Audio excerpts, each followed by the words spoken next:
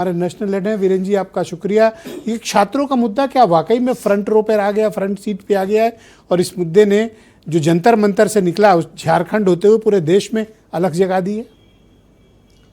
बिल्कुल, देखिए अब ये पूरे देश में नेताओं के लिए एक अलार्मिंग सिचुएशन है, सरकारों के लिए, कि नौकरियों में अगर गड़बड़ियां करेंगे, परीक्षाओं में अगर बेईमानी होगी तो फिर अब आपकी खैर नहीं है। और जिस युवा को बार बार परीक्षा से फॉर्म भरवाकर सेंटरों पर एग्जाम दिलाकर रद्द करके छोड़ दिया जाता था, अब वो अपनी ताकत दिखाएंगे, अब चैन से नहीं बैठने देंगे आपको।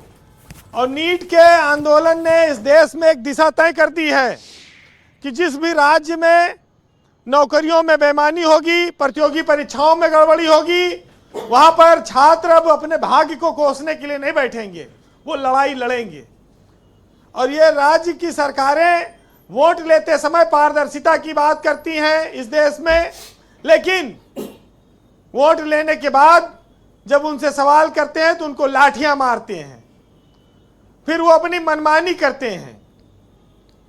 लोकतंत्र में इसकी उम्मीद कभी की नहीं गई थी। लोकतंत्र को बड़ा जवाबदेही वाला सिस्टम माना गया और पारदर्शी सिस्टम माना गया था, लेकिन जवाबदेही भी नहीं है और पारदर्शिता भी नहीं है। और 5 साल तक आप उनसे सवाल नहीं कर सकते क्योंकि उनके पास मशीनरी है, जो बोलेगा उसको दबा दिया जाएगा। लेकिन अब जो ये बूढ़े बुजुर्ग और लोग लाठी खाने से डरते थे, उनकी जगह अब जेनजी और नौजवानों ने मोर्चा लिया है।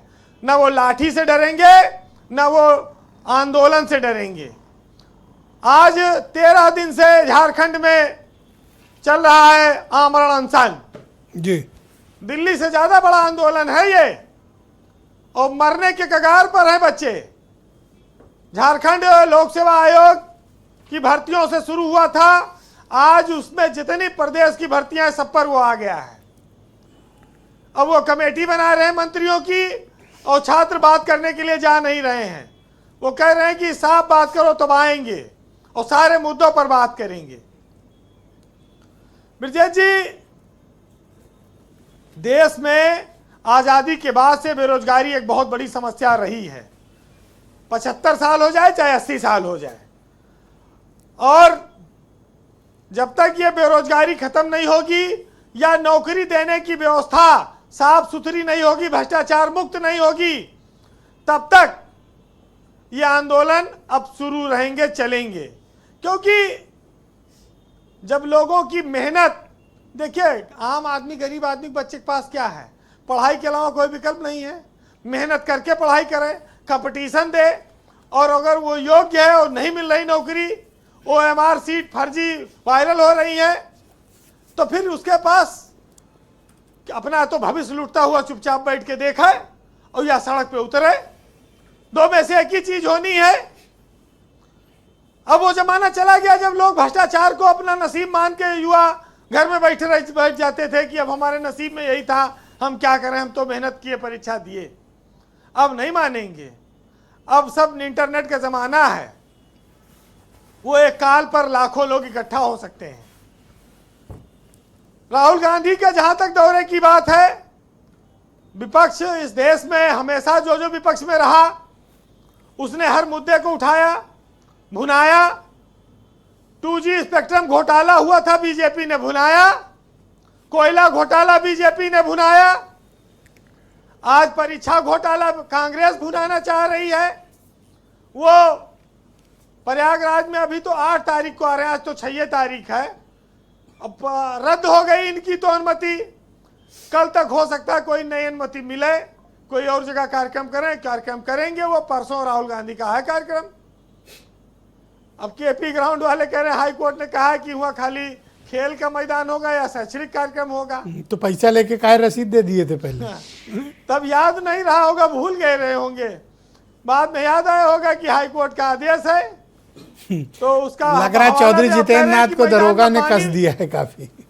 अब कह रहे हैं कि मैदान में पानी बहुत भर गया है, इसलिए राहुल गांधी का कार्यक्रम नहीं हो सकता। देखिए, जितना आप झूठ की आड़ लेंगे उतना आपके खिलाफ जनमत बनेगा। इस बात को ध्यान रखना चाहिए।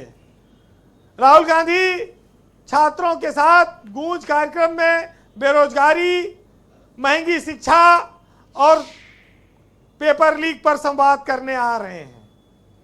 वो करें संवाद, अगर सरकार निष्पक्ष है तो उसको कोई डर नहीं होना चाहिए किसी सरकार को। लेकिन समस्या इस बात की है कि जिस बीजेपी ने अखिलेश यादव की सरकार पर यह आरोप लगाया था कि 12 से 17 के बीच लोक सेवा आयोग में भर्तियां पैसे लेकर की गई, भ्रष्टाचार से की गई, यादव लोक सेवा आयोग बना दिया गया, उस बीजेपी की सरकार ने आज 10 साल होने जा रहा है, यादव लोक सेवा आयोग के किसी भी भर्ती अधिकारी को आज तक डिमोट नहीं किया। आज तक उनके खिलाफ कोई कार्रवाई नहीं हुई। जो अनिल यादव लोक सेवा आयोग के अध्यक्ष थे, उनको कहा इन्होंने हम जेल भेज देंगे। अरे चार्जशीट तक सीबीआई ने 10 साल में नहीं दाखिल की। हाँ जी, 10 साल में चार्जशीट तक सीबीआई ने दाखिल नहीं की। हाँ, और इसी उत्तर प्रदेश की बात कर रहा हूं। तो वो सब प्रमोशन पाके जो एसडीएम भर्ती हुए थे, अब एडीएम हो गए, डीएम, आईएएस बनने वाले हैं। और ये इन्होंने ये मुद्दा उठाया था कि हम इस प्रदेश में न्याय दिलाएंगे जिन छात्रों के साथ अन्याय हुआ है यादव लोक सेवा आयोग में। अब समस्या इस बात की है ब्रजेश जी कि राजनीतिक फायदे तो लिए जाते हैं लेकिन बाद में कार्रवाई नहीं की जाती है जी। सचिवालय सेवा की भर्तियां हुई थी उसी दौरान, उस समय भी बीजेपी ने कहा था कि हम इसकी सीबीआई जांच कराकर इनके सबके खिलाफ कार्रवाई करेंगे, कुछ नहीं हुआ। तो समस्या इस बात की है कि मंच से भाषण देकर वोट ले लिया जाता है, लेकिन जिन छात्रों का भविष्य मारा गया उनके साथ इंसाफ नहीं हुआ। डीजीपी साहब का एक लड़का टॉप कर गया था पीसीएस में, वो भी नौकरी कर रहे हैं। तो कैसे माना जाए कि क्या होगा? जी कंक्लूड करें वीरेंद्र जी। चलिए 4 लाइन सुनिए, बाकी सरकार हो सकता है उसको कुछ याद आवे, आज से नई जांच शुरू कराए कि किताबों से जो सीखी थी हमने हुनर सच्चाई, वही तेवर सड़क पर भी अब हम दिखलाएंगे। और सड़क पे उतरा है जब कारवां पढ़ाई का, समझ लो वक्त आ गया है अब एक नई लड़ाई का। बहुत शुक्रिया वीरेंद्र जी अपने फीडबैक, इनपुट, ओपिनियन और ऑब्जर्वेशंस